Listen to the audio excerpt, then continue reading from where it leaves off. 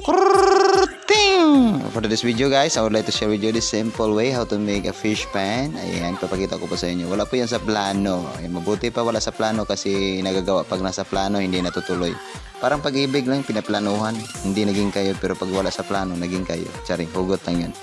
Guys, so sabi nila bakasyon daw, magpapahinga 1 linggo, pero paano makapagpahinga? Ayan, daming ginagawa sa buhay. So, ayun po, ginagawa natin pag wala po tayong pasok, akala natin sa paralan ng papasok. Yan.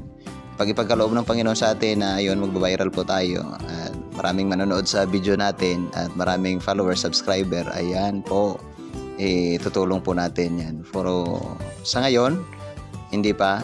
Yun, marami tayong mga ginagawa sa buhay. Ginagawa natin to para hindi sisikat. Ginagawa natin to para pagtanda natin, meron po tayong mga remembrance. So, di ba? Nakikita ng ating mga apo sa tuhod. Kung ano mga ginagawa natin nung bata pa tayo.